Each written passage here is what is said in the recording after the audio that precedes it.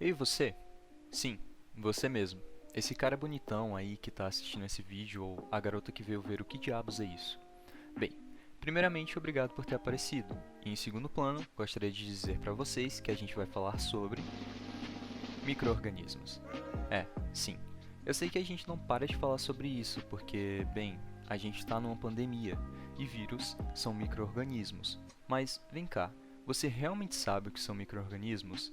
Ou tem ideia de como a humanidade descobriu sobre eles? Se não, você pode assistir esse vídeo que eu te garanto que daqui pro final você vai sair craque nesse assunto. Tipo um camisa 10. Bem, lá nos anos de 1674, um alemão chamado Anthony von Leeuwenhoek, nome esquisito eu sei, inventou o que hoje a gente conhece como microscópio. E foi a partir dessa descoberta que muitos cientistas começaram a analisar pequenos seres em amostras de solo, fezes e até mesmo na boca. Escova os dentes, rapá. E nesse mesmo ano, o próprio Anthony começou a enviar cartas para a Sociedade Real Inglesa, descrevendo esses seres que ele havia observado. E foi a partir dessas cartas que teve início o estudo da microbiologia. Foi através dessa descoberta que surgiram duas teorias. A teoria da abiogênese, que defendia a ideia que esses seres surgiram a partir do nada, e a teoria da biogênese, falando que para seres surgirem é preciso que haja um outro ser que dê origem a esse no presente. Ok, então a gente sabe qual foi a data que surgiram as primeiras pesquisas sobre esse tema, e o que possibilitou ao ser humano a capacidade de observar esses seres microscópicos. Mas o que realmente tem de relevante acerca dessa descoberta? Lá vamos nós. Antes de mais nada, deixa eu te perguntar uma coisa. Você conhece a peste negra? Durante a Idade Média, uma pandemia causada por uma bactéria tomou a Europa como um todo, matando cerca de mais de 5.000 pessoas por dia na cidade de Constantinopla e se espalhando assim por toda a Europa e Oriente Médio, afetando chineses, mongóis e europeus. O que isso tem a ver com microbiologia? A peste foi causada por uma bactéria chamada Yersinia pestis. Então, vamos tentar conhecer um pouco mais sobre as bactérias. Bactérias são seres procariontes, ou seja, sem núcleo. Por esse motivo, o seu material genético está todo espalhado, e essa região, onde ele está encontrado, se chama nucleóide. As bactérias têm algumas características únicas, como sua capacidade de viver nos lugares mais inóspitos da Terra, como em vulcões ou até nos polos, onde fazem temperaturas muito baixas. As bactérias são classificadas como seres vivos, e por sua característica de serem muito resistentes, alguns cientistas da época, ou seja, no início do estudo da microbiologia, começaram a defender uma teoria chamada panspermia cósmica. Será que a vida na Terra pode ter se originado a partir da vinda de seres microscópicos do espaço sideral e que, por colisão de asteroides com a Terra, acabaram de se situar aqui e gerar vida como a conhecemos?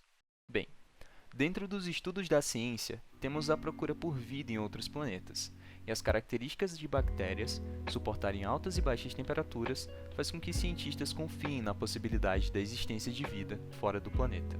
Não tão distante, as bactérias estão muito presentes no nosso cotidiano, como os famosos lactobacilos, encontrados dentro do maravilhoso chamito, ou dos iogurtes em geral. Mas não precisa ter nojo, porque bactérias também estão presentes na sua pele, boca e até mesmo no seu intestino, ajudando a digerir alguns alimentos. A boca, como eu havia dito para vocês anteriormente, está cheia de bactérias, mas a saliva ajuda no combate contra elas, pois nela existem compostos químicos que auxiliam nesse combate. Agora você sabe por que os cachorros ou gatos lambem os seus ferimentos.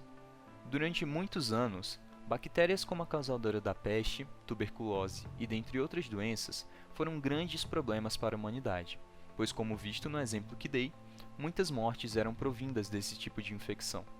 Porém, com o passar dos anos, a partir do momento em que a ciência foi se desenvolvendo, conseguimos criar os milagrosos antibióticos.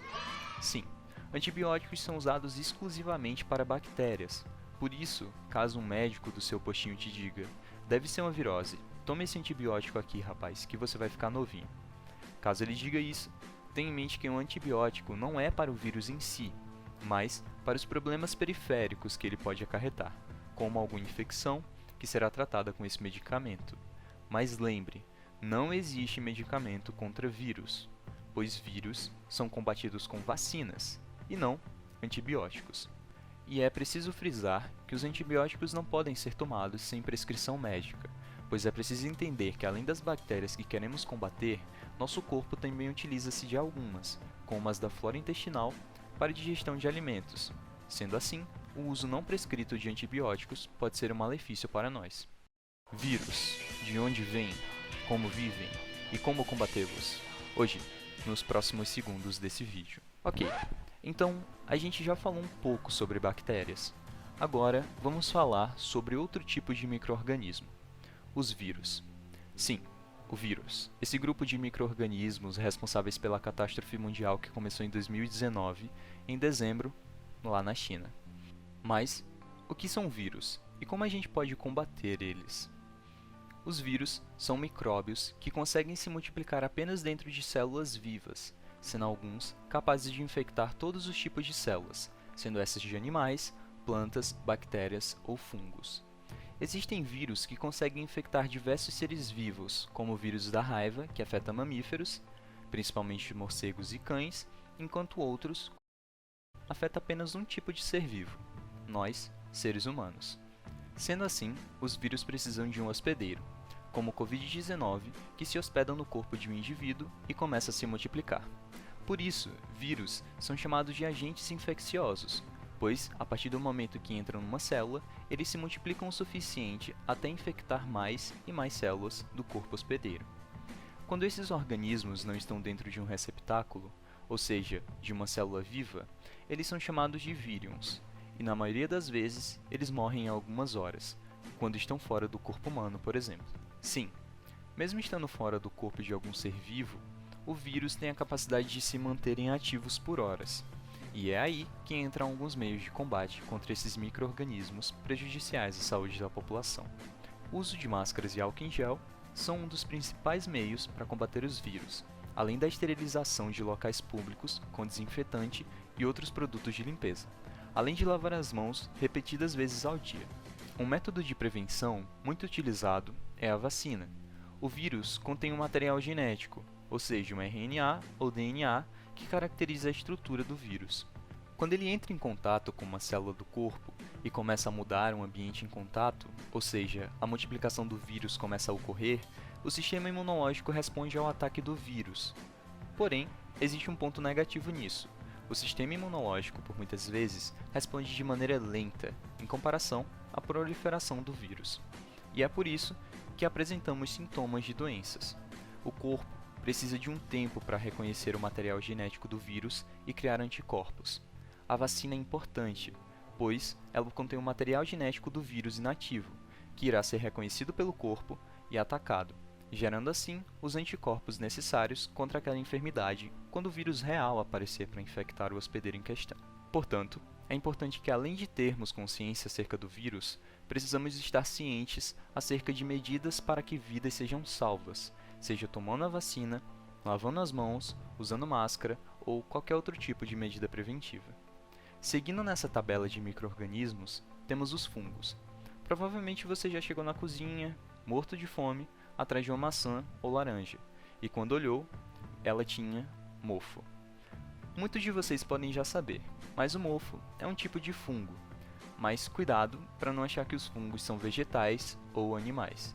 Eles são considerados vivos porque eles realizam as funções vitais de reprodução, relação e nutrição por si mesmos, diferente dos vírus, que não são considerados seres vivos por sua característica de agente infeccioso. Alguns podem ser unicelulares, como as leveduras, enquanto outros são pluricelulares ou multicelulares, compostos por hifas, que são os fios longos formados por essas várias células, diferente do agrupamento de células animais que formam tecidos. É nelas que encontramos os poros responsáveis por sua reprodução. Alguns alimentos apresentam fungos em sua composição, como o queijo Roquefort, enquanto outros fungos são maléficos à saúde dos seres humanos, causando doenças de pele, como a micose, e doenças pulmonares. Porém, há fungos utilizados no combate de proliferações bacterianas, usados para a criação de antibióticos, como a penicilina. Sua transmissão pode ser dada a partir do ar, ou principalmente pelo contato. A falta de higienização dos locais é um dos principais requisitos para a proliferação dos fungos nos meios urbanos. Enquanto na natureza, os esporos soltam poros que são levados pelo ar até outros locais onde eles possam se desenvolver. Além disso, fungos podem ser muito importantes para o processo de desconstrução da matéria orgânica, processo ao qual auxilia a fertilização do solo, mais conhecido como decomposição. Bem, pessoal, essa é a ideia principal desses 3 micro-organismos que eu queria apresentar para vocês. Eu espero muito que vocês tenham gostado e, se tiverem curtido o vídeo, também compartilhem com seus colegas e familiares, pois é sempre importante reforçar as medidas de proteção contra micro-organismos, além de que precisamos sempre buscar entender, de maneira científica e real, o ambiente ao nosso redor. É isso e até a próxima!